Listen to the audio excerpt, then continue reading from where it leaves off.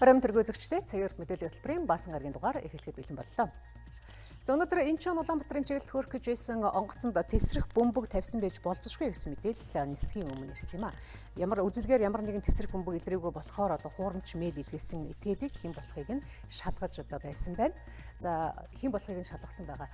Дараагийн мэдээ танилцуулъя. За хаан улд дүүргийн зайсанд байрлах KFC салбарт хоол эзэн 16 хүн халдвар төвчин судлалын үндэсний төв төвтөн имжлүүлж байна. За шинжилгээний албан ёсны хариу хараахан гарааг байна. Улсын хурлын нэр бүрхийн гишүүд, Монгол Улсын ерөнхийлөгч, улсын хурлын дарга, ерөнхий сайдад шаардлага хөргүүлж ээлжид тус чуулганыг 14 хоногийн дотор зарлан хуралдуулах гэдгийг мэдгдсэн байна. Өнөөдрийн цаг уурт мэдээллийн хөтөлбөрөөр үзэгч та бүхэн эдгээр болоод босог мэдээний дэлгэрэнгүй хүлээн авч үзээрэй. За өнөөдөр энэ чууны олон улсын нисэх буудлаас Улаанбаатарыг зорин нисгэж байсан 2 жагаарын хөлгийг саатуулна шалгалаа. 12 цаг 30 минутын үед онгоцон тесрэх бөмбөг тавьсан байж болзошгүй гэсэн мэдээлэл ирсний дагуу Korean Air болоод мөн МИАТ-ийн онгоцонд шалгалт хийсэн байгаа. За нийтдээ 400 орчим зорчигч болоод онгоцонд очсон бүх ачааг буулган шалгалтыг явуулсан байна. Сөүл Улаанбаатарын чиглэлд хөөрөх гэж байсан агаарын хөлөгт бүгд найрамд Солонгос улсын Инчон олон улсын нисэх буудлын аюулгүй албанаас аюулгүй байдлын үзлэг хийхэд заазаар ямар нэгэн тесрэх бодис илрээгүй байна. Хаан улд дүүргийн зайсанд байрлах KFC салбарт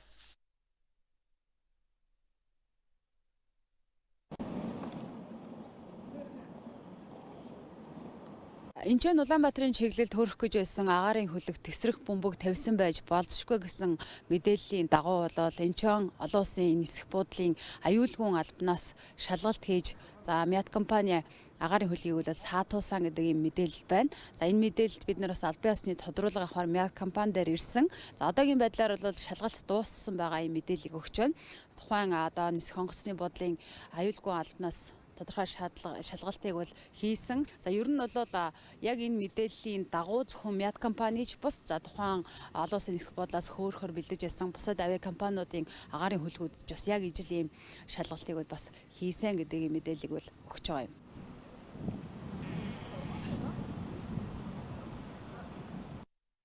Хаан улд дүүргийн зайсанд байрлах KFC салбарт 16 хүн хоолны хордлогын шинж тэмдгээр халдвар төвчин судлалын үндэсний төвд хэмтэн имжлүүлж байгаа. Шинжилгээний албан ёсны хариу хараахан гараагүй гэж нийслэлийн мэргэжлийн хяналтын газраас мэдээлсэн байна.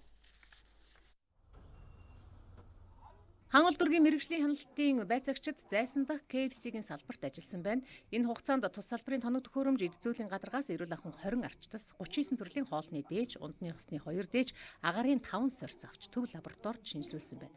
Мөн тухайн салбарын 28 хүнээс ням тээгч илрүүлэгч шинжилгээг авчээ. Одоогоор лабораторийн албан ёсны хариу гараагүй байна. Тухайн газрын үйл ажиллагааг төр хугацаагаар зогсоох арга хэмжээг бол авсан. За яг одоогийн байдлаар халдвар төвчин судлалын үндэсний төвөөс манад бол албан ёсоор шинжилгээний хариуг бол өгөөгүй байна. За дээр нь бид нэр хаан улд дүүргийн бас энэ прокурорын зөвшөөрөлтөөр энэ Баянгол, Баянзүрх, Сонгон хайрхан дүүргийн эрүүл мэндийн төвд дээр бас шалгалт хийж байгаа. Ямар учиртай вэ гэхээр тухайн одоо тэнд ажилтдаг 28 ажилтан бол энэ эрүүл мэндийн орчин сэргийлэх үйлчилгээг бол тухайн одоо нэр дурдсан газруудад бол хийж байгаа. KFC түргэн хоолны газар нь 12 салбартай хордлого юунаас гарсныг хараахан тогтоогоогүй учраас бусад салбарыг одоогоор шалгахгүй гэж мэргэжлийн байгууллагын мэдгдлээ. Түүнчлэн Home Plaza KFC салбараас хоолны хордлого авсан нэг иргэний мэдээлэл өчигдөр ирсэн. Тиймээс мөн дээж авч шинжилгээнд явуулсан байна.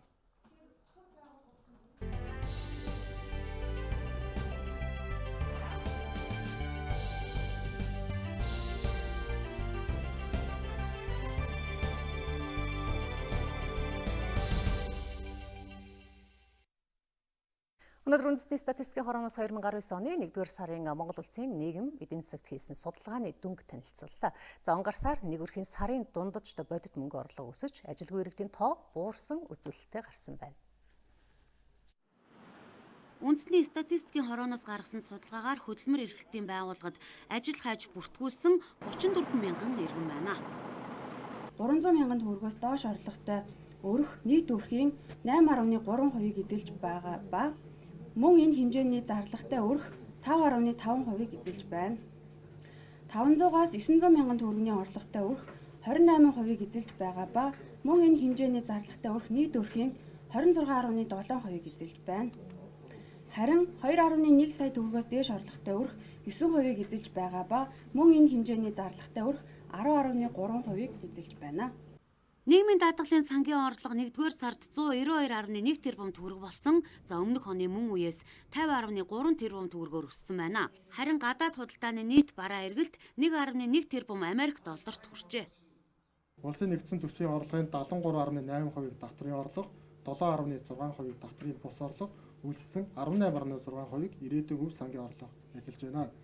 Давтрын нийт орлого өмнөх оны мөн үеэс 33.5%-аар буюу 157.7 тэрбум төгрөгөөр өсгөд, онцгой албан давтар 43%-аар, нийгмийн даатгалын орлого 24%-аар, гадаад үйл ажиллагааны орлого 43%-аар өссөн нь голлон нөлөөлсөн байна. Оны эхний 1 сард манай улсад 6,001 хүүхэд мэндэлсэн. За нийт гарч байгаа гэмт хэрэг 4%-аар буурсан. Харин дотоодын нийт бүтээгдэхүүн 1.2 их найд төгрөг буюу 6.9%-аар өссөн үзүүлэлттэй гарсан байна. Улсын хурлын нэр бүхий гишүүд Монгол Улсын ерөнхийлөгч, улсын хурлын дарга мөн ерөнхий сайд нар шаардлага хөргүүлж байгаагаа өнөөдөр зарлалаа. Тэд улсын хурлын ээлжид бус чуулганыг 14 хоногийн дотор зарлан хуралдуулж 8 асуудлыг шийдвэрлэх хэрэгтэй гэж үзсэн байна. Улсын хурлын нэр бүхий гишүүд төрийн бас байгууллага, иргэний нийгмийн байгууллага, иргэдийн төлөөлөл хамтарч нийгэмд үүсэж байгаа нөхцөл байдлыг үнэлж дүгнэж шаардлагуудаа гаргасан байна. Хамгийн түрүүнд Эрдэнэтийн 49% хувьчлал, стандарт банктай холбоотой 51% асуудлыг яаралтай шийдвэрлэх, мөн шүүх, прокурор, авилгатай тэмцэх газар үндсэн хуулийн цэцгийн удирдлагуудыг огцруулах, чөлөөлөх асуудлыг ч багтаасан байна. Үүнээс гадна зориг аксны амь насыг онц хэрсгийгээр хөнөөсөн хэргийн шинээр илэрсэн нөхцөл байдалтай холбогдуулан нийтийн сонсгол зохион байгуулах ёстой гэж үзсэн байна.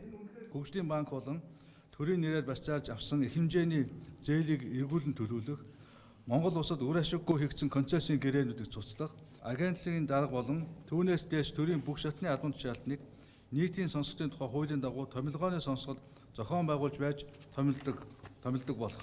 Газрын 8, авилгын замаар олгогдсон газрын зөвшөөрлийг цуцалж, нийтийн эзэмшилд шилжүүлэх, шийдвэр гаргасан эрх мэдэлтнүүдийг хуулийн байгууллагууд шилжүүлэн зохих хариуцлагыг тооцоолох, мөн офшортой холбоотой асуудлаар нийтийн сонсгол зохион байгуулж, хууль бус хөрөнгийг эх орондоо эргүүлэн авчрах. 60 тэрбумын хэрэг гэж том хэрэг байгаа. Төрийн албан тушаалыг зарах, наймаалцах, төрийн албыг 8-ны хэрэгсэл болгосон тэр хүмүүс зүгээр үлдэх ёсгүй гэдэг байр суурьтай байна.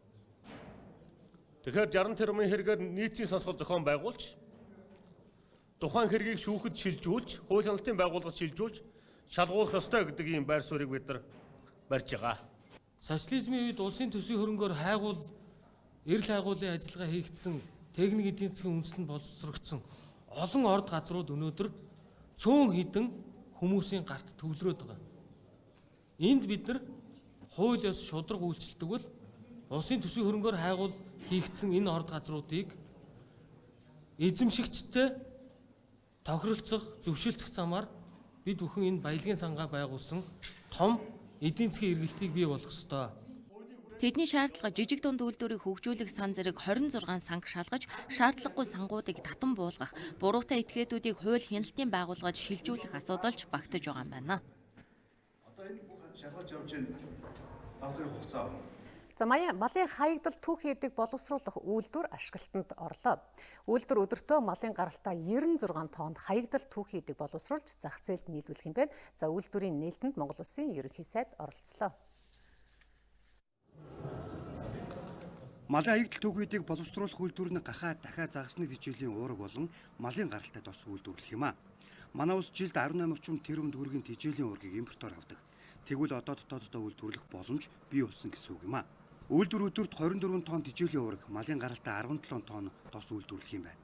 Засгийн газраас нэмэн өртөг шингэсэн олон улсын чанар стандартын шаардлага хангасан өрсөлдөх чадвартай үйлдвэрлэлийг дэмжиж ажиллана гэлээ. Хөдөө аж ахуй, газар тариалан, мал аж ахуй, жижиг дунд үйлдвэрлэлийг одоо хөгжүүлэх явдал бидний чухал зорилт байгаа. Тэр тусмаа одоо ард иргэдэд эрүүл сайхан хүнсээ хангах явдал бол энэ засгийн газрын одоо тэргүүлэх чиглэл болж байгаамаа. Тийм болохоор эрүүл хүнсээр эх орноо хангая, ард иргэдэд хангая, бас эрүүл хүнсийг экспортод гаргая, хүнс экспортлогч орн болёо гэж бид зорилт дэвшүүлсэн энэ засгийн газрын. Тэгээ энэ зорилтыг ханган хэрэгжүүлэхэд манай энэ протеин үйлдвэрийн хамт олон өөрийнхөө үйлдвэрийг байгуулж улсдаа ард түмэнд ач тустай ийм сайхан үйлдвэрийг Италийн нөхдүүдтэй хамтран байгуулж байгаад би Монгол Улсын засгийн газрын нэрийн өмнөөс танай үйлдвэрийн хамт олонд чин сэтгэлээсээ талархаж байгаагаа илэрхийлж байна. Үйлдвэрийн санхүүжилтийг хөгжлийн банк хариуцсан ажиллаж зах зээлийн эрэлт хэрэгцээд нийцсэн доктортой үйлдвэрлэлийг хөгжүүлэхэд санхүүгийн дэмжлэгээр хангаж байгаа юм. Мөн ажлын байр гадааддууд худалдааны эргэлт, эдийн засгийн өсөлтийг нэмэгдүүлэхэд чухал үүрэгтэй ажиллах нь засгийн газар төдийгүй банк санхүүгийн байгууллагуудын үүрэг оролцоо чухал юм а. Үйлдвэрлэлийн бэлтгэл ажил энэ үндсэндээ болон туршилт тохируулгын ажил жил хагас 2 жилийн хугацаанд явсан. За тэгээ өнөөдөр бол жил хагасын хугацаанд тохируулга нь хийж дуусаад анхныхаа бүтээгдэхүүнийг гаргаад цаашаа экспорт нь гаргах олон улсын тохирлоо авах зэрэг ажлууд явж байна. За энэ ажил маань өөрөө Монгол улсын хөгжлийн банк, за Монгол улсын засгийн газрын 21 100 хөтөлбөрийн хүрээнд Монгол улсыг хөдөө аж ахуйн экспортод дэмжих хөтөлбөрийн хүрээнд хийгдсэн анхны эслүүдийн нэг. Үйлдвэр Италийн дэвшилтэд тоног төхөөрөмжийг суйрлуулсан шинээр 25 хүнийг ажлын байраар хангасан юм а. Түүнчлэн мэрэгжлийн боловсон хүчнийг бэлтгэх гадны мэрэгчлүүдийн зөвлөгөө дэмжлэгийг авч ажилуулсан байна. Мэргэжлийн боловсон хүчний хувьд залуучууд сургаж байна. Одоо бид нар дөнгөж өнөөдөр нээлттэй хийж байна. Энэ угсралтыг бид нар өөрсдөө Италиудаа хамтарч илээ. Тэгээ одоо цааш залуучуудаа сургаж байгаа нь энэ автомат үйлдвэр учраас ерөнхийдөө програм удирдлагаар хангаал ингэ явчихна. Залуучууд бол сайхан чадвартай инженерүүдийг бид нар авч байна. Нийлүүлэлтээр нь хангалттай гэж үзв. Хангалттай. Бид нар ерөөсөө түүхий дээр л тасрах. Үйлдвэрээ өндөр технологийн техникийн тус үйлдвэрлэж, ясны гурил гаргаж авах, гоо сайхны бүтээгдэхүүн үйлдвэрлэлд бүрэн ашиглах боломжтой юм а. Мөн тэжээлийн уураг малын гаралтай досон дэлхийн зах зээлд эрэлттэй бүтээгдэхүүнд тооцогддог учраас цаашид гадаадд нийлүүлэхээр төлөвлөсөн байна. Зам тээвэр хөгжлийн сайд өнөөдөр агарын тээврийн салбарын ажилтнаа танилцлаа. За агарын тээвэрт хүний нөөц, нислэгийн тийцний үн болоод одоо өрийн асуудалтай хүндрэлтэй байгааг салбарын төлөөлөл хэлсэн юм а. Мөн орон нутгийн нислэгийн шинжилэл, засвруулчилгээний ажлыг эрчимжүүлэх шаардлагатай гэж үзсэн байна. Манайд онгоцны билетийн үн хэд хөндөр гэдэг шүүмжил байн гардаг. Энэ талаарх бодит мэдээлэл харьцуулалтч бий. Ийм өндөр үн хэдийд буух, олон улсын жишгт хүрэх талаарх асуултанд албаныхан ойрын хэдэн жилдээ одоогийн үнэ тогтмол байрна гэж байна. Цаашдаа билетийн үн буурах боломжтой гэсэн хариултч өгсөн ч энэ үеэр дотоодын агарын тээвэрлэгчдийн хоримтлуулсан өрийн асуудал хөндөгдлөө. Энэ өрийг шийдэх шаардлагатай байгаа гэдгийг салбарын сайдад тэд уламжлалаа. МИАД компани Хүннүээр Air Монгол гэсэн энэ компаниуд дээр тодорхой хэмжээний өрүүд үүссэн. Энэ маань гэхдээ өнгөрсөн жилээр өмнөх жил биш. Тэрний өмнө нь бол үүссэн байсан өрүүд. Энийг бол одоо бол үр чинээр үүсгүүгээр ямар ч байсан явж байгаа. Өмнөх өрөө дарах асуудал дээр МИАД компани бол бас ажиллаад энэ 10 гаруй тэрбум байсан бол одоо бас нэг 8 тэрбум хавцаа болчиход байна. Дотоодын агарын тээвэрлэгчдийн хоримтлагдсан өрийн асуудлаа та бүхэн дотооддоо шийдээ. Энийг бол одоо яам шүүрч аваад та бүгдийн өмнөр ороод тэр өрийг ингэ шийдээ, энэ өрийг ингэ шийдэх арга болцоо байхгүй. Тэрийг бол та нар энэ агарын тээврийн компаниудтайгаа хий. Тэгэхдээ үндэсний агарын тээвэрлэгч дарамтлаад дампууруул ажиллаж болохгүй шүү. Нислэгийн салбарт мэрэгжлийн өндөр түвшний мэдлэг ур чадвартай боловсон хүчний асуудал мөн хөндөгдлөө. Жил бүр тодорхой чиглэлээр гадаадад мэрэгжил дэвшлэх сургалт шинээр мэрэгжилтэн бэлтгэж ирсэн. Нисэх буудлын мэрэгжилтэн агарын зохицуулагч, нислэг хөдөлгөөний удирдагч зэрэг мэрэгчлэр сургаж байгаа юм. Өнөөдрийн байдлаар 30 гаруй хүн гадаадад суралцж байна. Одоо нисгчийн хоромтойг нэмэгдүүлэх зайлшгүй хэрэгцээ байгаа гэдгийг ч дурдсан юм. Нисгч нарын асуудал бол зайлшгүй тулгамдсан байгаа. За тэгэхээр энэ удаа асуудлыг бол шийдэх зүгээр нэг хоёр хөлбөр байна гэж үзэж байгаа. Нэгдүгürt нь бол мэдээж иргэний нисгчтэйгээ бид нар одоо дөрмийн шаардлагаас чөлөөлөд энэ одоо зуны хугацаанд зөвхөн 7-8 сарын хугацаанд бид нарыг одоо манай нисгч нараа бас илүү ашиглах тэр боломжийг нээж өгөөч. Мэдээж эргүүлээд бид нар одоо аюулгүй ажиллагаагаа хангах талаасаа бол бид нар тодорхой төлөвлөсөн ажил юмнууд бол байгаа. Буян тухайдах Чингис хаан олон улсын нисэх буудлын цаашдын ашиглалтыг тодорхой болгох, орон нутгийн нисэх буудлуудыг өргөдгөн шинжлэх, агаарын үйлгийн хүлээн авах чадварыг нэмэгдүүлэхэд шаардлагатай хөрөнгийн хүсвэрийг шийдвэрлэх шаардлагатай байгааг иргэний нисхийн салбарынхан шинэхэн сайдтай хүслээ. Эрүүл мэндийн яамнаас өнөөдөр 21 аймгийн эрүүл мэндийн газарт шинэ машин хүлээлгэж өглөө. Одоогоос 10 жилийн өмнө буюу 2009-2010 онд аймгийн эрүүл мэндийн газрын машинд парк шинжилэл хийж байжээ. За аймгийн эрүүл мэндийн газрын үйлчлэгэнд явж буй машин жилд 20-30 орчим мянган километр газрыг туулдаг. Жишээ нь Баян-Улгийн аймгийн хамгийн аслагдсан сум аймгийн төвөөсөө 300 гаруй километр гэж байна. Гэтэл хөдөө орон нутгад ажиллаж буй эмч нэг суманд жилдээ 5-6 удаа очих шаардлага гардаг байна. Багтаа туулдаг ийм машин бол хэрэгтэй шүү. Хэрэгтэй. Дуудлаганд бүрч хэрэгтэй. Одоо яаралдаа тусламжаар хүн тээвэрлэхэд бол ийм машинууд хамгийн гол чухал үүргээ гүйцэтгэдэг. Километр явах дуудлагаар ус их явна үстэй. Жилд нэг 30 мянган километр явна. Сумаа бол бүгдийг тойрчих юм шүү. Тойрчин тий. Тэгээ нөгөө хүндрэлтэй байгаа сумд бас нэмэлтээр ажилладаг. Эрүүл мэндийн яамны зүгээс эмнэлгийн тоног төхөөрөмжийн шинжилэх ажлыг эхлүүлсэн. Иргэдийн хувьд аль болох хотод ирэхгүйгээр орон нутгад эмчлүүлэх боломжийг хангахаар зорж байгаа юм а. Тэдэнд цаг алдахгүй эрүүл мэндийн үйлчилгээ үзүүлэх нь чухал. Өнгөрсөн жил ихэнх аймаг сумд түргэний тэрэг өгсөн. Харин энэ удаа эрүүл мэндийн газрын үйлчилгээнд явдаг машиныг шинжилж байгааг эрүүл мэндийн сайд онцолж байлаа. Ингээд 2018 онд улсын төсөвт эрүүл мэндийн газрыг унаажуулах ийм төсөв суусан. Энэ төсвийн хүрээнд 21 аймгийнхаа эрүүл мэндийн газарт туулах чадвар сайтай Япон улсад үйлдвэрлэсэн машин өгж байгаамаа. 2019 онд Сүхбаатар аймагт улсын төсвийн хөрөнгө оруулалтаар 2 суманд эрүүл мэндийн төвийн шинэ барилга баригдаж байгаа. Наран сумын эрүүл мэндийн төв, Дарин сумын эрүүл мэндийн төв гэж баригдаж байгаа. За түүнээс гадна орон нутгийн хөрөнгө оруулалтаар 1.3 тэрбум төгрөгийн хөрөнгө оруулалттай уламжлалтын эрүүл мэндийн төвийн 30 ортой эмнэлэг бас ашиглалтанд орсон байгаа. Нэг үеиг бодвол орон нутгад зам харгуй сайжирч даваа гүвэ хаагдах нь бага болсон. Гэхдээ өндөр уулархаг газар өргөн талговыг туулахад машин сайн байх хэрэгтэй. Алсын дуудлагад яарч буй эмч эмнэлгийн ажилтнанд замдаа саатаж цаг хугацаа алдлаа гэж хэлэх эрх байдгүй гэдгийг тэд хэлж байсан юм а. Лав гарагталсан засгийн газрын хуралдаанаар эх 10 жил төрөөс барилгын талаар баримтлах бодлогын баримт бичгийг баталлаа. Тус бодлогыг хэрэгжүүлснээр 10 жилийн хугацаанд барилгын салбарын хүчин чадлыг 4 дахин нэмэгдүүлж, барилгын материалынхаа дотоодынхаа хэрэгцээг 80% хангадаг болох зорилтыг дэвшүүлсэн байна. Барилгын гол түүхийд болох цементийн хувьд манай улс хэрэгцээг бүрэн хангахуйц болсон. Харин арматур болон бусад барилгын материалын үйлдвэрлэлийг бодлогоор дэмжих юм байна. Барилгын салбарт хэрэглэж байгаа материалын 60% бол дотооддоо хангаж байгаа. За одоо 10 жилийн дараа гэхэд нэг 86% бол дотооддоо үйлдвэрлэнэ. Норм норматив бол Европын стандартын түвшинд хүрсэн байх ёстой. Энэ хамгийн гол том шалгуур үзүүлэлт байгаа. Шинжлэх ухааны технологийн олдыг бол барилгын салбарт нэвтрүүлэх ёстой. Механикжуулалт, автоматжуулалтыг бол нэвтрүүлэх ёстой гэсэн техникийн талын шийдвүүдийг бас энэ тусгасан байгаа. Өнгөрсөн оны сүүлээр ипотекийн зээлийн журмыг шинжилэн баталсан. Тус журмаар арилжааны банкуудтай хамтарч зээлийн их усүрийг 2 дахин нэмэгдүүлэх, ипотекийн зээлийг зөвхөн нийтийн орон сууцнд биш, амны орон сууцны зориулалтаар ч мөн олгодог болох гэд хэд хэдэн шин зохицуулт хийсэн. Тус журмын хэрэгжилт одоогоор хүлээгдэж байна. Монгол банк, манай яам, Цагийн яам гуруула хоорондоо гэрээ байгуулад энэ журам хэрэгжих ёстой. За энэ гэрээ бол одоо ингээд ерөнхийдөө зурагдаад гарч байгаа. Улсын төсвөөс иргэцэл 115 тэрбум төгрөг, Монгол банкны иргэн төлтөөс 220 тэрбум төгрөг гаргаад энэ мөнгөө бол урд нь 4% гаргадаг байсан байвал одоо 1% гаргаж байгаа. Тэгээд тэр хэмжээгээр арилжааны банкны чөлөө төлөвлөлийн мөнгийг ашиглахар болж байгаа. Улсын хэмжээнд орон сууцны эрэлт их байна. Зөвхөн Улаанбаатар хотын хувьд 30% урьдчилгаагаа төлөөд байранд орох хүсэлтэд 46,000 гаруй хүн байгааг судалгаагаар тогтоосон байна. Энэ эрэлтийг хангахын тулд нийлүүлэлт талыг нь дэмжих шаардлагатай гэж засгийн газар үзэж байгаа юм байна. Гендрийн тэгшэрхийг хангахад хил мэдээллийн байгууллагын оролцоо тун чухал байдаг. Нийгэм тогтсон гендрийн талаар хэвшсэн буруу ойлголтыг арилгах үүднээс гендрийн мэдрэмжтэй сэтгүүл зүг гэсэн ойлголт олон улсад бас шинээр гарсан байгаа. За энэ жишгээр манай улс ч гэсэн мөн гендрийн мэдрэмжтэй нийтлэлийн бодлогыг хэрэгжүүлэхдээ анхаарч эхэллээ.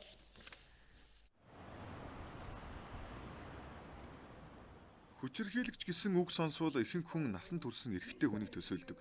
Аригчин гэж сонсвол мөн л адил. Гэхдээ эр нөхөр хүүхдээ хүчирхийлдэг эхнэр архины хамааралтай болсон эмэгтэй хүн нийгэмд байдаг. Энэ мэдчлэн асар олон хэвшмэл ойлголтуудыг арилгаж олон талд тэгш байр суурийг хэвшүүлэх зорилгоор гендрийн мэдрэмжтэй нийтлэлийн бодлогыг дэмжих аяныг хэрэгжүүлж эхэллээ. Өөрсдийн одоо нэг юм хэвшил болсон одоо юу гэдэг нэг юм хайрцаглагдсан ийм сэтгэлгээнд биш ерөөсөө аль ч асуудлаар хинч ямар ч нөхцөл дуурах боломжтой юм шүү. Тэрийг л харин өөрсдөө зөв олж сонгох ёстой. Биологийн тэр заягдмал одоо нөгөө ялгаатай байдлаас биш ерөөсөө нийгэмд тэр гүйцэтгэж байгаа үүргээр бүгд адил тэнцүү тэгшимшүүл гэдэг. Хүүсийн мэдрэмжийг энэ тэнцүү оруулах хэмжээнд нийтлэлийн бодлого төлөвлөх магадгүй амар биш гэж магадгүй гэдгийг хамгийн түрүүнд олж харлаа. Гэхдээ хийж болохгүй юм ерөөсөө байхгүй. Хийхийг оролдох ёстой юм байна. Тогоочийн сэдвийн мэдээ ихээр сэтгүүлч эмхтэй өндөр гүйж очичоод тий. Нэг инженер гэхээр дандаа эрэхтэн өндөр гүйж очиод байдаг тийм үү. Энэ хэвшмэл ойлголтуудыг бид нар нэлээд сайн мэдчих юм байна.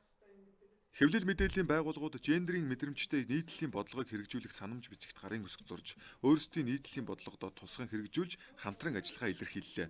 2 сарын хугацаанд үргэлжлэх энэ аяны хүрээнд бүтээлийн уралдаан явуулах, мэдээлэл зөвлөгөө өгөх уулзалтуудыг зохион байгуулах зэрэг олон ажил төлөвлөсөн байна. Уншигч, үзэгч, сонсогчдын хүний эрх, гендерийн тэгш байдлын талаарх мэдлэг ойлголтыг дээшлүүлж, нийгэмд хэвшмэл буруу ойлголт хандлагыг өөрчлөх үүргийг хэвлэл мэдээллийн байгууллагууд хүлээлээ.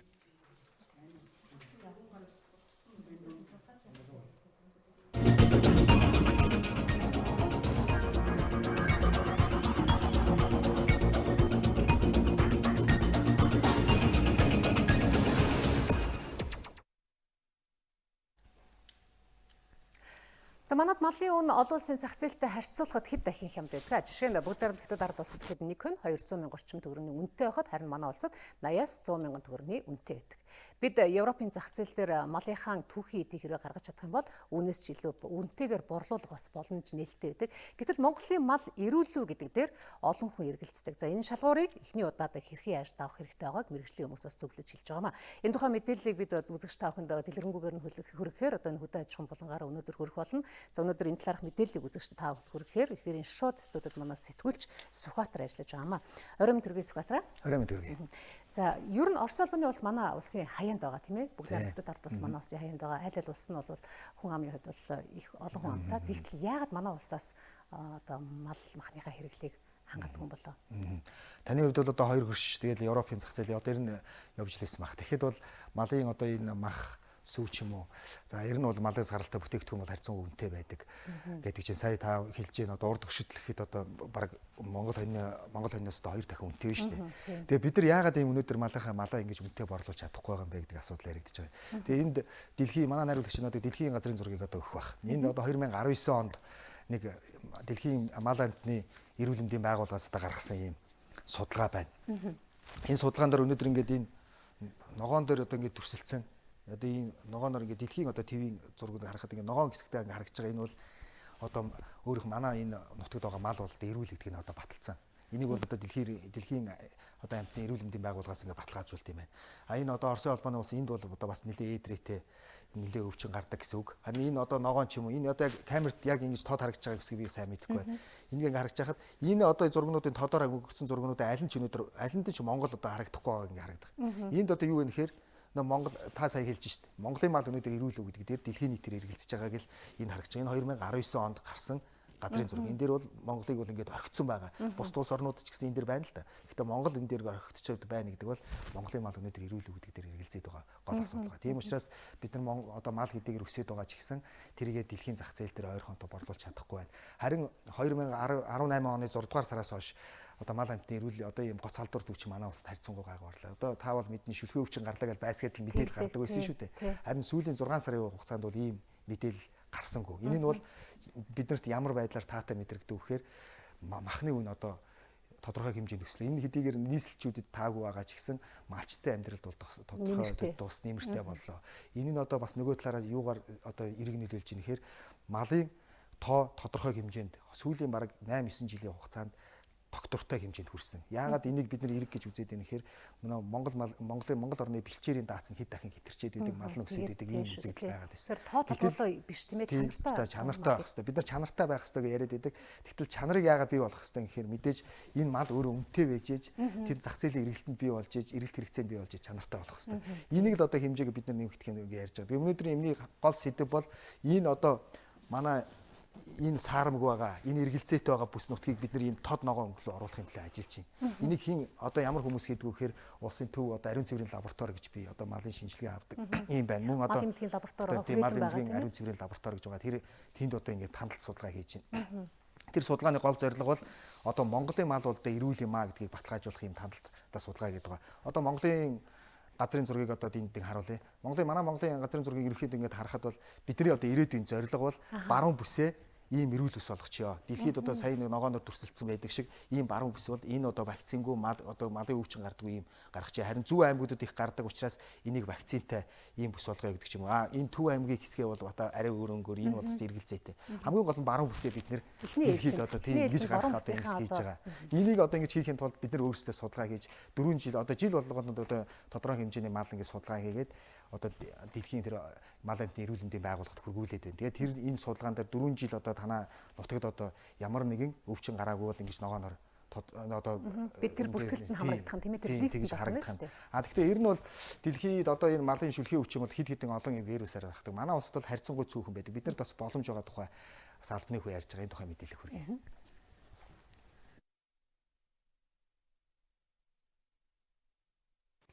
За манай улсын хувьд бол одоо 2000 онд анх одоо шүлхийн өвчин гарсан. Тэгэхээр шүлхийн бол эндээ нэг 7 янзын одоо үүсгэгчийн хэвшил байгаа юм. Тэрнээс манай Монгол улсад бол нэг 3 хэвшил нь бол онцлогддог.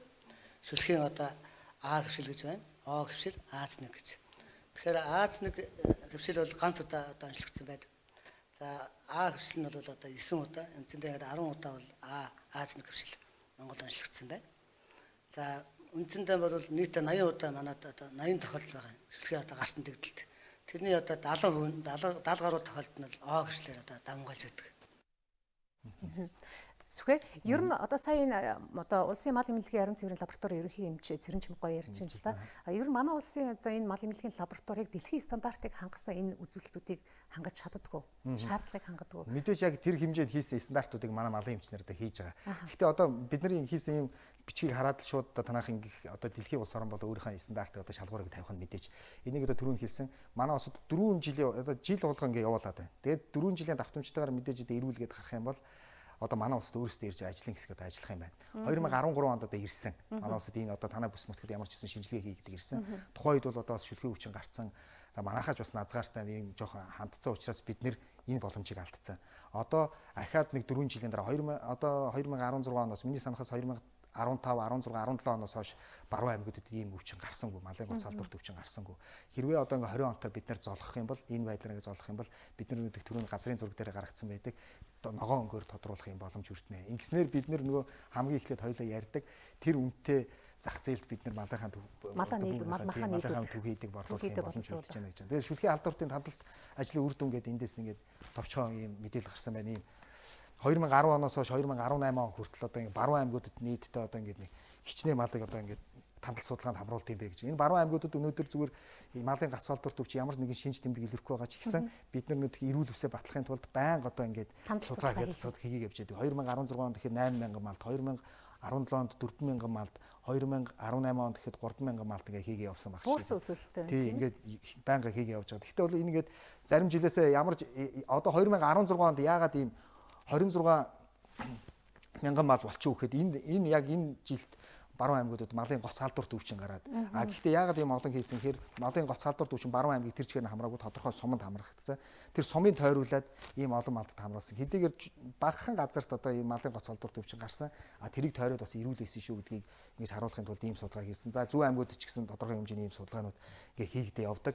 Энийг одоо ингээ хэрвээ бид нар малаа ингээ баталгаажуулаад энэ тоо баримтыг бид нар хэрвээ өгч чадах юм бол дэлхийн одоо эрүүл мэндэд дэлхийн одоо мал амтны эрүүл мэндийн байгууллагыг баталгаажуулаад бидний малыг одоо дэлхийн зах зээлд түрүүчийн одоо гаргадаг дэлхийн газрын зураг шиг биднийг ингээд зарлах нэ гэдэг ийм боломж одоо бүрдэж байгаа.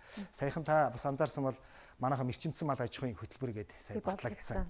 Тэрний гол зорилго бол бид нэр ер нь бол тариалангийн бүс нутаг орчимдоо ийм одоо энэ нийслэлийн одоо төв суурин газруудын байгаа энэ газрыг бол одоо хүнсээр бол одоо хангадаг болёо гэдэг ийм зорилтыг бол одоо ингээд тавьж байгаа. Хэрвээ яг энэ бодлого ч гэсэн энүүтэй ингээд холбогдож байгаа. Манай улс саяхнаас эхлээд одоо өнгөрсөн жилээс эхлээд мал амтны эрүүл мэндийн тухай хууль, за Монгол малын генетик нөөцийн тухай хууль одоо батлагдсан. За энэ хуулийн гол зорилго бол мөн л одоо энэтэй зорилготой нэгдэж байгаа.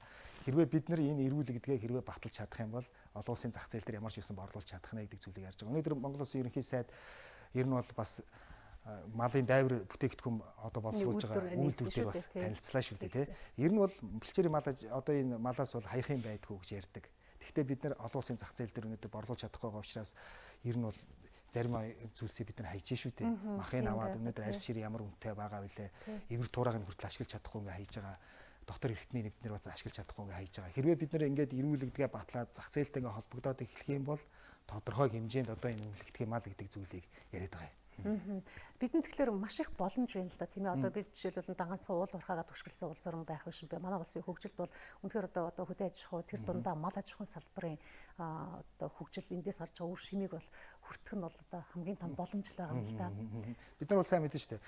Одоо Солонгост одоо амьдарч сурч байгаа хүмүүст бид нар борц одоо явуулдаг тийм үү. Тэгээ борцынхоо тэнд ямар хүнтэй бүтээгдэхүүн болдог вүлээ. Энэ мэтэр ингээ ярих юм бол бид нар асар их одоо боломж бол байгаа. Энэ боломжийг бид нар одоо өнөөдөр ашиглах хэрэгтэй. Яг энийг одоо бас гол одоо суурь үндсийг бий болгохын тулд манай эмчнэр бол одоо орон даяар ийм тандалт судалгаа хийж байгаа. Энэ ажил бол одоо амжилттай болох хэрэгтэй. Гэхдээ энэ ажлыг бас амжилттай болгоход манай малчид орон нутгийн удирдлагууд бас хариуцлагатай хандах хэрэгтэй.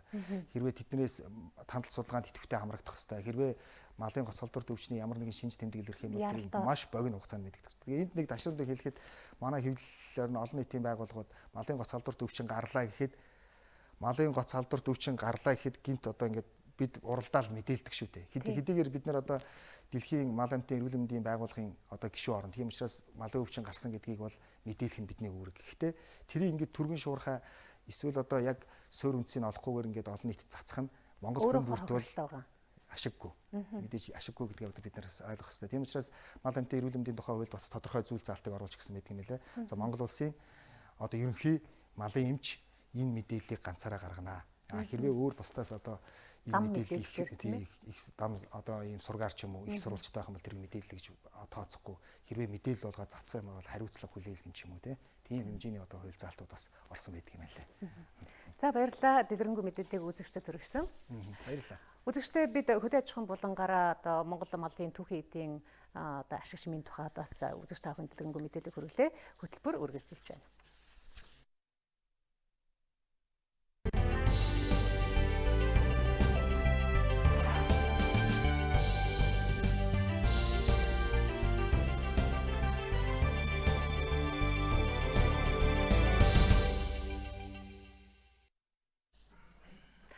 Гашуун сухатын замыг засаж шин технологи ашиглан замын нөхөөсийг хийж эхэлсэн байна. Энэ замаар 167 компаниг 13 мянга орчим тээврийн хэрэгсэл хөдөлгөөнд оролцоо гэсэн судалгаа байдаг. Улирлын байдлаас нь шалтгаалаад өнөөдрийн байдлаар ихэд тус замд 4 мянга орчим тээврийн хэрэгсэл хөдөлгөөнд оролцож байна. Улирлын онцлогоос хамаараа зам засварын ажлыг 11 сараас 4 дугаар сар хүртэл хийдэггүй. За үүнээс болж хүүтний улиралд эвдэрсэн замд осол гарах нь их байдаг. За энэ асуудлыг шийдэх зорилгоор Эрдэнэс Монгол компаниас маш богино хугацаанд замыг нөхөх боломжтой шинэ технологиг ашиглаж автозамын эвдэрлийг засаж сайжруулж байна. Сүүлийн хэдэн жилүүд бол засварын ажлыг эрчимтэй зохион байгуулж байгаа. Эвдэрлийн хэмжээ бол одоо жил иргэсэн улам багасж байгаа. За ингээ энэ жил бол 19 онд бас энэ хүүтэй асфалтын аргыг бас ингээд хэрэглээд авч хэрэгжүүлээд одоо ингээд яг аваар осол гарч болцсохгүй ийм нөхнүүдийг сонгож аваад ингээд засварын ажил хийлгээд ингээд явж байгаа маа. Өнөөдрийн жишээгээр ингээд аваад үзэхэд бол гадаа хас 21-ийн эмтэй цасан шуургатай өдөр байна. Тэгэхэд бол та бүхэн сая харлаа ерөөсөө ямар ч асуудалгүй шууд хийж байгаа. Нөхснийхаа дараа болохоор шууд замын хөдөлгөөн нээгээд ямар нэгэн төгжрөл үүсэхгүйгээр бол ингээд хөдөлгөөнийг бол саадгүй ингэж явуулах боломжтой болоод байгаа. Лондонгоос гаралтай шинэ технологиг Монголд нутагшуулж эхэлсэн нь энэхүү үр дүнгээ өгч эхэлжээ. За дээрх замын нөхөөс нь өвөл цуны гэсэн хоёр төрөл байдаг байна. Ер нь замын эвдрэл маш нодон их эрсдлэгтэй байсан. Энэ жил бол одоо маш гайгүй болж байна. Маш сайжирж байна. Альтрга агуулгатай бол хэцүү. Орой шин ч гэсэн галбаа мэлбай гэсэн. Зөөлөл явахгүй бол. 5-7 гашуун сууч чиглэлийн авто замын маань одоо хөдөлгөөний эрчим бол нэмэгдэх төлөвтэй байгаа. Иймээс бас гашуун сухад автозам компаниас зам засварын ажлыг одоо эрчимжүүлэхээр одоо ингээд ажиллаж байна. 2018 онд гашуун сухад бомтоор 18 сая тонн нүүрс экспортлжээ. За харин энэ онд экспортын тоог нэмэгдүүлж 23 сая тоннд хүрэхээр төлөвлөсөн байна.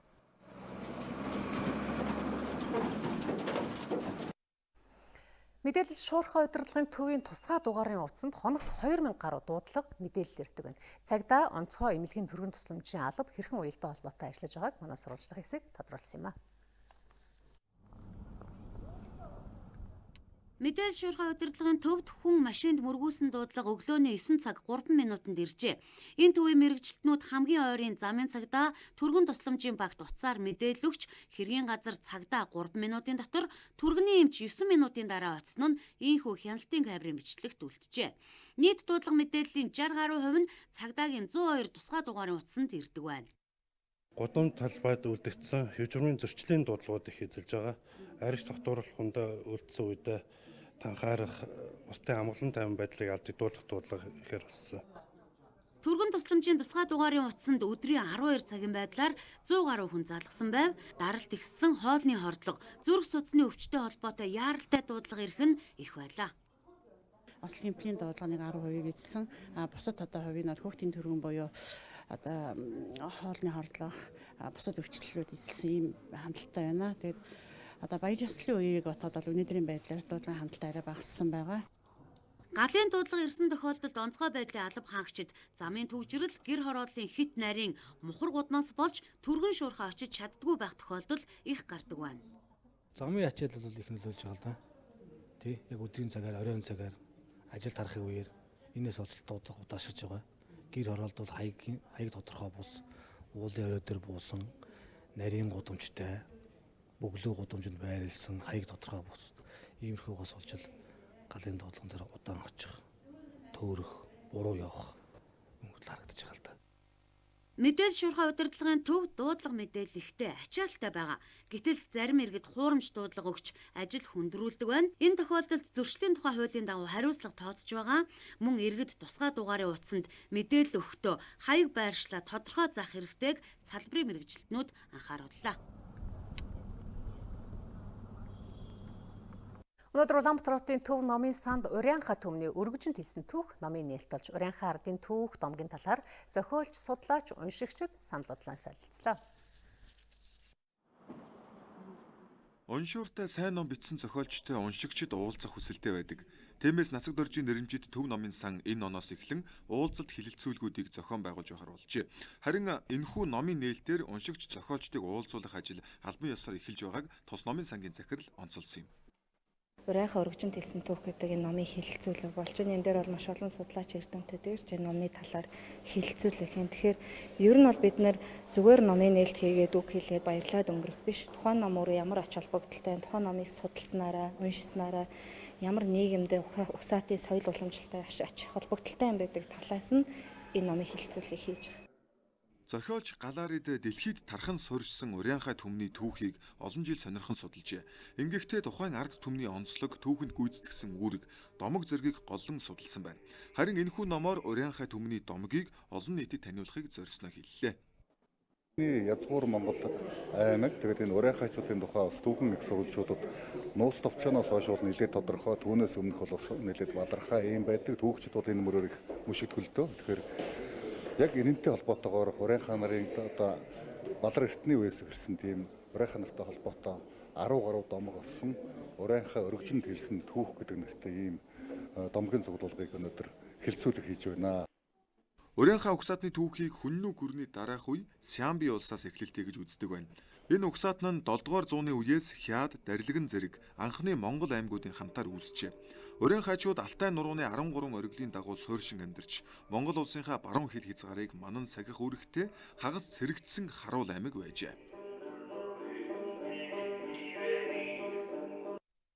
Одоо зөвшөөрөл та бүхэнд олон улсын үйл амьдралын мэдээлэлээс танилцуулъя.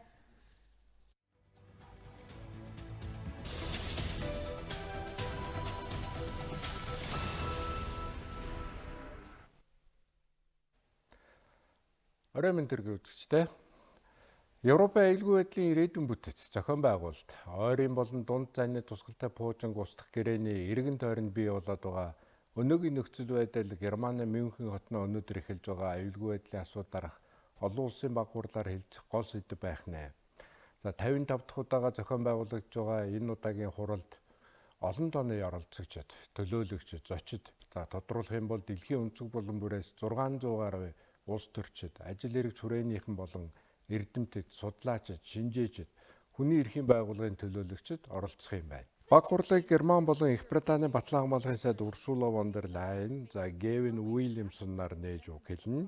За баг хурал үргэлжлэх 3 хоногт оролцогчид Европын батлан хамгаалах салбарын бодлогын ирээдүй, өрнөд болон Оросын харилцаа, Украины хямрал, ойрогторндын мөргөлдөөн, Венесуэлийн байдал, дэлхийд дахинд хятад улсын нөлөө өсөн нэмэгдэж байгаа гэсэн олон асуудал хэлцэж хөндөхөөр тохирч байгаа юм байна. За мөн энэ удаагийн баг хурлаар хэлцэх асуудал уур амьсгал ба аюулгүй байдал гэх сэдвийг бас багтаагаад байгаа юм байна. За Мюнхний баг хурлыг зохион байгуулагч, даргалагч Вольфганг Ишингер уулзалтын хүрээнд Донбасст бий болсон байдлыг зохицуулах асуудлаар Украин, Оросын төлөөлөгчид хооронд уулзалт болж болохыг бас үгүйсгэсэнгүй.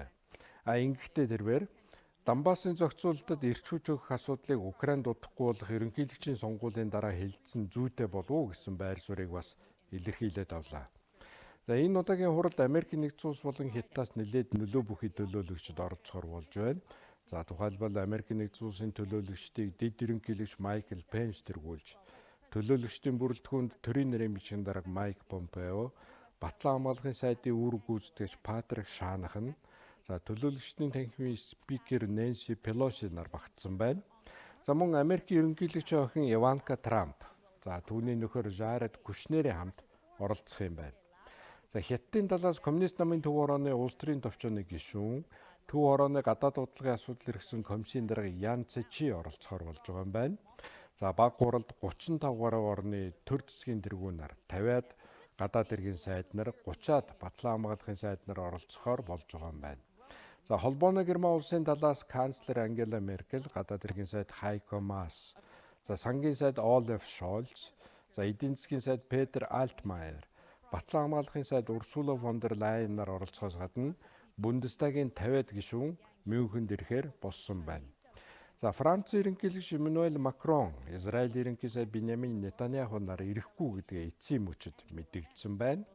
За Мюнхний баг хурлыг 1962 онд Германы нийтлэлч Эвальд фон дер Клейст, НАТО-гийн гишүүн орны Батлан хамгаалахын сайд нарын уулзалт гэдгээр анх үүсгэн байгуулж байсан. За 1999 оноос баг хуралд төв болон зүүн Европын төлөөлөгчд, за бизнесийнхэн оролцох болсноор сар хүрээнд тэлж Мюнхний аюулгүй байдлын асуудлаарх олон улсын баг хурал гэдэг нэрийг аваад байгаамаа. Нэгдсэн улсын парламент засгийн газраас Европын холбоотой Брекситийн асуудлаар цаашид их яриа хэлцээний төлөвлөгөө дахин няцаалаа. Ийхүү Их Британи улс Европын холбооноос гарахад бүтэн хагас сарын хугацаа үлдээд байгаа энэ үед ерөнхий сайд Тереза Мэй парламентад дахин нэг ялагдал хүлээлээ. Парламентын доод танхимын гишүүд 258 эсрэг 303 гэсэн саналаар Мэйн засгийн газраас боловсруулсан төлөвлөгөөг няцаасан байна. За ингэснээр Их Британи улс Европын холбооноос ямар ч зохицуулалтгүй гарах магадлал улам бүр нэмэгдэж байгаамаа. 2-7 өдрийн өмнө гишүүд Тереза Мэйд Брюсселдээ тохиролцооны агуулгыг өөрчлөх талаар яриа хэлцээ хийхийг даалгасан. Гэвч одоо харж байхад ерөнхий сайд үндсэндээ хатуу чугам баримталж байгаа консерватив намын гишүүдийн талд орж байх шиг байна. За энэ бүгдээс үзэхэд Европын холбооноос улс орны эдийн засаг, нийгмийн байдал, сөрөг үр дагавар авчрах инх замбраагүйгээр гарах явдал, ямар ч тохиролцоогүй Европын холбооноос гарах асуудал тулж ирээд байх шиг байна. Европын холбоотой өмнө байгуулсан Брекситийн тохиролцоог парламентэд зүтгүүлэх хатагтай Мэй найдлага өдөр ирэх тусам улам нэмгэрч, за Их Британи улс Европын холбооноос ямар ч тохиролцоогүй гарах магадлал харин эсрэгээр улам бүр өсөж байгаа юм байна. 420 сая гаруй хүүхэд зэвсэг төмөргөлдөөний бүсэд амьдарч байгаа тухай Save the Children хүмүүнлэгийн байгууллагын тайлын илтгэл өгүүлсэн байна. За хамгийн аюултай тооцогддог Сир, Төв Африкийн бүгд найрамдах гэх 10 оронд жил бүр 100 мянга гаруй хүүхэд амь үрэгддэг байна. Байгууллагын тайланг өнөөдөр зарлан нийтэлжээ. 1990-ад оны ихэнх үед энэ үзүүлэлт 2 дахин бага байсан юм аа. Афганистан, Йемен, Өмнөд Судан, Төв Африкийн бүгд найрамдах улс, ардчилсан Конго, Сир, Ирак, Нигер, Сомали, Мали гэх улс орон хүүхдийн амь насанд хамгийн аюултай тооцогдож байна. Эдгээр оронд 2013-аас 2017 онд 550 мянган хүүхэд амь үрэгдсэн. За эдгээр хүүхэд өсөглөн, дэд бүцэс, эмнэлгийн газрууд эвдэд суурьдсан, эрүүл ахуй муу, эмч, эмнэлгийн тусламж хүрч чадахгүй байгаа зэрэгээс үүдэж амь үрэгдсэн байдг юм байна. Дээрх 550 мянган хүүхэд гэх тоон дээр 5 хүртэлх насны хүүхдийн тоог нэмэх юм бол амь үрэгдсэн хүүхдийн нийт тоо 870 мянгад хүрнэ гэдгийг Save the Children байгууллагын тайланд онцолж байгаа юм. Гэтэл дээрх аюултай тооцогдох 10 оронд амь үрэгдсэн томчуудын тоог аваад үзэхэд зэвсэг төмөргөлдөөн, дайн дулааны улмаас амь үрэгдсэн том хүмүүсийн тоо нь бол нэг 175 мянга байдаг юм байна. Америкийн нэгдсэн улсын ерөнхийлөгч Дональд Трамп 2019 оны 9-р сар хүртэл холбооны засгийн газрыг санхүүжүүлэх тухай хуулийн төсөлд гарын үсэг зурхын хажуугаар Мексиктэй залгаа хил дагуу хан барихад шаардлагатай хөрөнгийг гаргуулахын тулд улс орондоо онц байдал зарлахаар болж байна. Ерөнхийлөгч Трамп холбооны засгийн газрыг санхүүжүүлэх хуулийн төсөлд гарын үсэг зурхын хувьд зурна. Ингийн хажуугаар тэрээр манай орны хил дээр нүүрлээд байгаа хүмүүнлэгийн хямралыг зогсооход чиглэсэн бусад арга хэмжээ За үүний дотор улс оронд онцгой адил зарлах хүртэл арга хэмжээ аавна. Энэ бол ерөнхийлөгч улс орноо хилээ хамгаалж хан барина гэсэн амлалтаа биелүүлж байгаа хэрэгэ гэж цагаан ордны хэвлийн нарийн бичгийн дарга Сара Сандерс мэдгдлээ. За Сара Сандерс ийм мэдгдэл хийснээс хойш бараг хагас цагийн дараа Сенат хуулийн төслийг хэлжиж баталсан. За одоо төлөөлөгчдийн танхим санал хураах юм аа. Төлөөлөгчдийн танхим олонхын саналаар дэмжих тохиолдолд ерөнхийлөгч гарын үсэг зурах ёстой. За Конгресс дэх ардчсан намынхан Мексиктэй залгаа хил дагуу 5.7 тэрбум долларын өртгөөр хан барих Трампын саналыг эсэргүүцснээр 2018 оны 12 дугаар сарын 22-ны өдрөөс холбооны засгийн газрын үйл ажиллагаа түр зогсож 35 хоног саадсан юм а.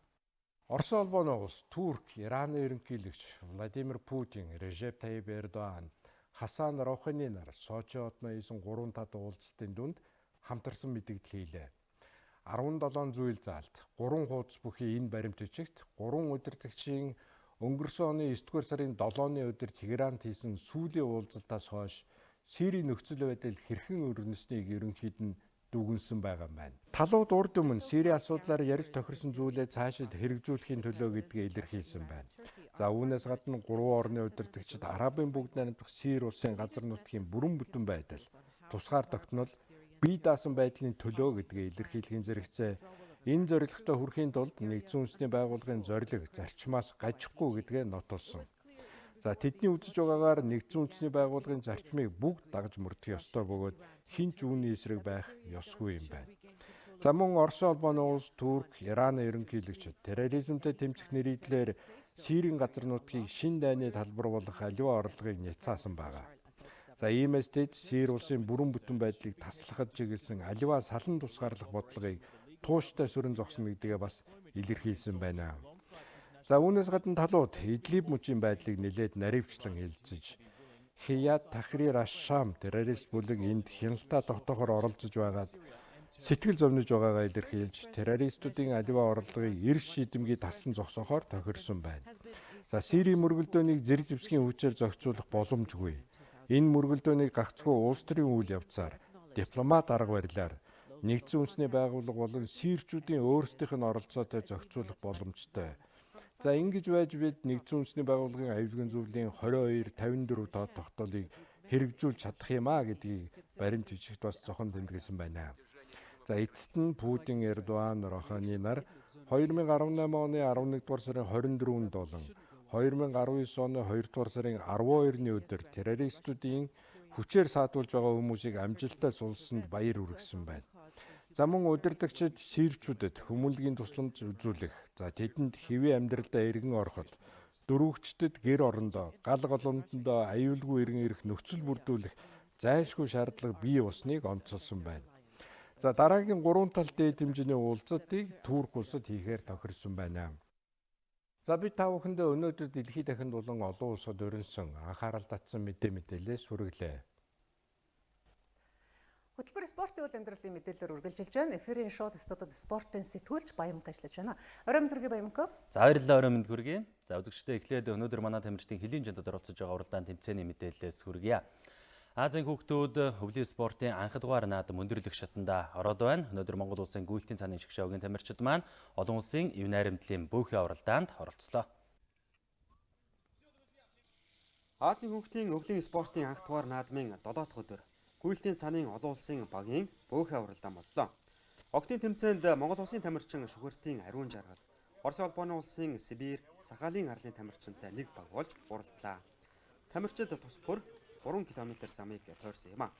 Ариун жаргалын баг 20 багаас 10 дугаар байр эзэлсэн бол Татарстаны 2 тамирчинтай нэг баг болсон МЮОНРТ-г 12 дугаар байрт орсноор октын тэмцээн өндөрлөө.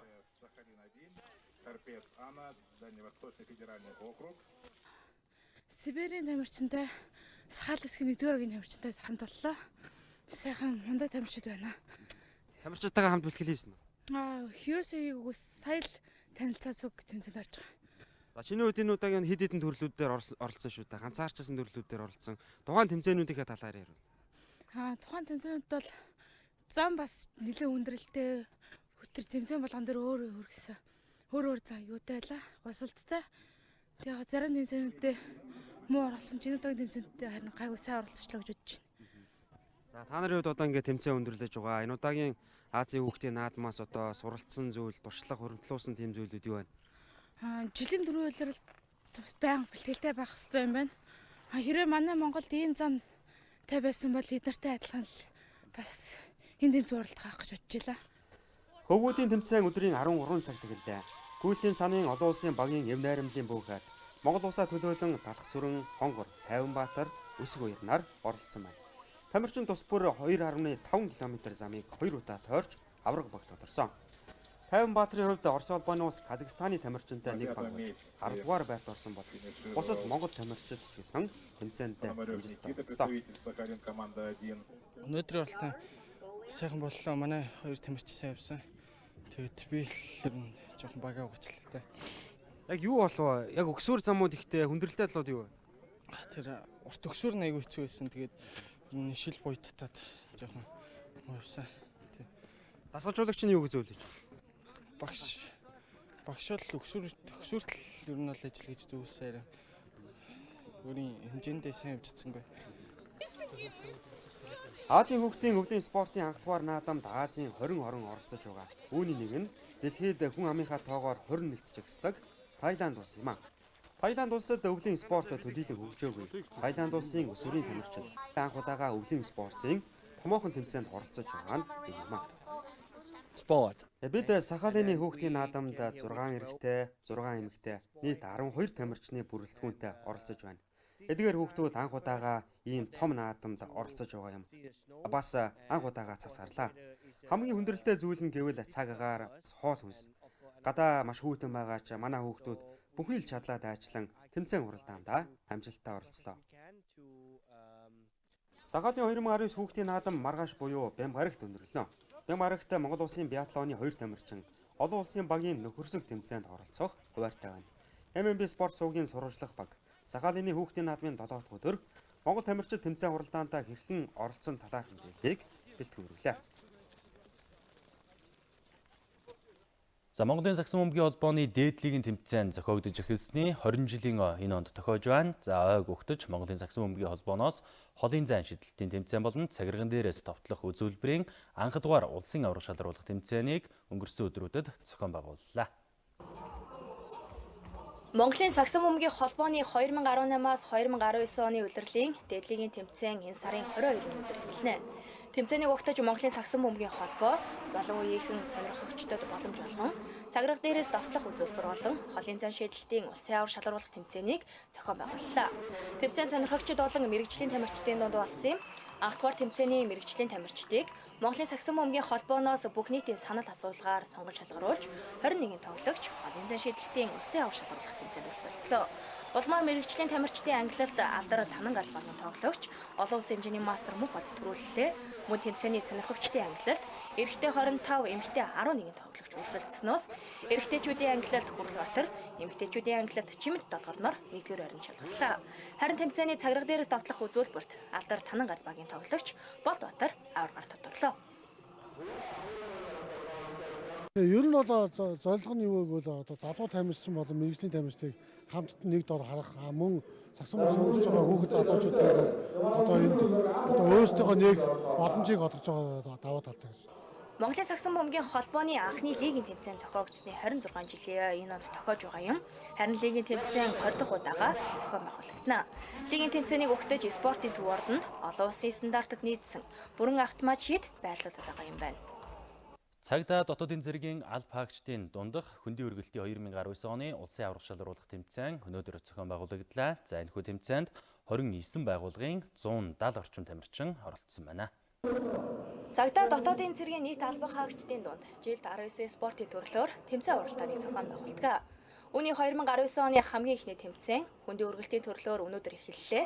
Энэ тэмцээнд өмнөх жилүүдэд 14 байгууллагын 90 орчим тамирчин оролцдог байсан. За харин энэ тоо 2019 онд 2 дахин өсч орон нутгаас өргөн бүрэлдэхүүнтэйгээр баг тамирчид оролцлоо. Зохион байгуулагчдын зүгээс хөндийн үргэлтийн спортыг сонирхон хичээллэх зэрэг цагдаагийн алба хаагчид нэмэгдэж байгааг онцолж байсан юм. Тэмцээнд оролцогчдын 70 гаруй хувь нь орон нутгаас ирсэн дотоодын зэрэг цагдаагийн ерөнхий газрын алба хаагчид байлаа. Мөн хөндийн үргэлтийн спортоор хичээллэж байсан хичээлдэг цөөнгүй тамирчид байсан юм а. Миний хувьд бол 13 жилдээ орж байгаа байна. Тэгээ ер нь бол 12 алтан медаль, 1 мөнгөн медаль хүртчихээс одоо бол тэмцээнд ороо явж байгаа. Тэмцээнийг Монголын хүндийн үргэлтийн холбооны шүүгчид удирдан явуулсан юм. Энэ удаагийн тэмцээн дотоодын цэргийн ТИГ 5 дугаар анги болон 805 дугаар ангийн нэрэмжит болон зохион байгуулагдлаа.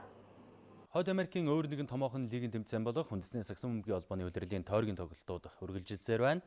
За өнөөдөр Oklahoma City Thunder Pelicans-ийн талбайд зочлон тоглолоо. За энэ тоглолтод Russell Westbrook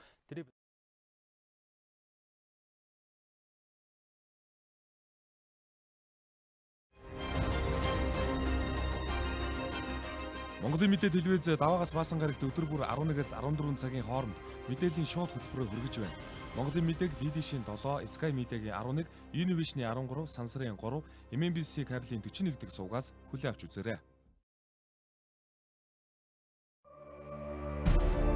Монголын мэдээ телевизийн тойм тайлбар хөтөлбөр 2017 оны 3 дугаар сарын 25-наас нэвтрэж эхэлсэн. Хөтөлбөрөө даваагаас баасан гарагт 18 цагаас үзэгч танд шууд хүрч байна. Тухайн өдөр эх оронд болоод олон улсад өрнөсөн үйл явдлуудаас олонний анхаарлыг татсан онцлог 3-5 үйл явдлын эргэн тойронд тоймчид мэдээллийг бэлтгэн хүргэж байна. Үйл явдал хэрхэн өрнөв? Үүнтэй холбоотойгоор өмнө нь юу болж өнгөрсөн? Ирээдүйд хэрхэн өрнөх хандлагатай байна вэ гэдгийг тоймчид олон талаас нь анализ хийж үзэгчдэд дүгнэлт хийх боломжийг олгосон бүтэн 1 цагийн хөтөлбөрийг өдөр бүр алгасахгүй хүргэсээр байна. Монголын үндэсний олон нийтийн телевиз 50 жилийн түүхтэй Монгол улсын болон олон улсын хагас 100 жилийн түүхийн дуу дүрсний үнэт тарихыг бидэнд байна. Энэ бол тойм тайлбар хөтөлбөрийн гол агуулгын нэг хэсэг юм. Монголын мэдээ телевизийн тойм тайлбар хөтөлбөрийг тойм жалдан гэрэл, цэнд, сэтгүүлч үр зайх, олон улсын тоймч цогтоо, төвшин жаргал, редактор Ариун Чимэг нар үзэгч танд хүргэж байна.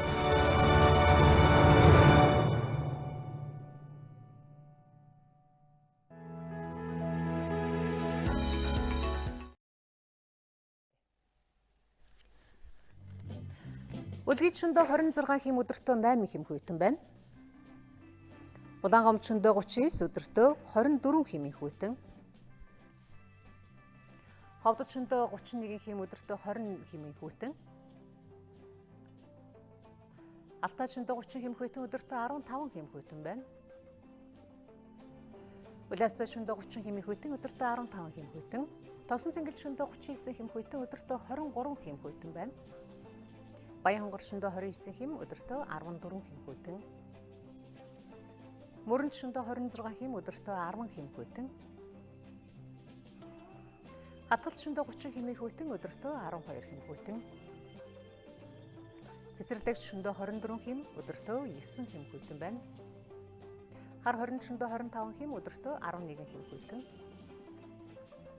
Арва хэрчөндөө 23 хим өдөртөө 11 хим хүйтэн байна. Болгончондоо 27 хим хүйтэн өдөртөө 8 хим хүйтэн. Дархандчондоо 25 хим өдөртөө 9 хим хүйтэн. Эрдэнэтчөндөө 21 хим хүйтэн өдөртөө 7 хим хүйтэн байна. Чойрчондоо 25 хим өдөртөө 9 хим хүйтэн. Скваторчондоо 24 хим өдөртөө 8 хим хүйтэн. Зүүн хараачондоо 27 хим өдөртөө 8 хим хүйтэн байна. Зүүн мододчондоо 24 хим өдөртөө 11 химийн хүйтэн. Багнуурчондоо 28 хим өдөртөө 7 хим хүйтэн байна. Чингисчондоо 28 хим хүйтэн өдөртөө 7 химийн хүйтэн. Барууртчондоо 23 хим өдөртөө 6 хим хүйтэн. Чабалсанчондоо 21 хим өдөртөө 5 хим хүйтэн байна. Мандалгавчондоо 23 химийн хүйтэн өдөртөө 11 хим хүйтэн. Далан задгадад шөндөө 24 өдөртөө 12 хим хүйтэн. Хамбогдод шөндөө 21 өдөртөө 10 химийн хүйтэн. Сайн шантад шөндөө 23 хим хүйтэн өдөртөө 8 хим хүйтэн байна. Замын удад шөндөө 24 хим өдөртөө 8 хим хүйтэн. Нийслэл Улаанбаатар хотноо шөндөө 23 хим хүйтэн өдөртөө 9 хим хүйтэн байна. Үзэгчдээ бид та бүхэнд цагийн хүрд мэдээллийн хөтөлбөрийн баасан гарагийн дугаараар хүргэлээ. Анхаарлаа хандуулсан үзэгч та бүхэнд баярлалаа.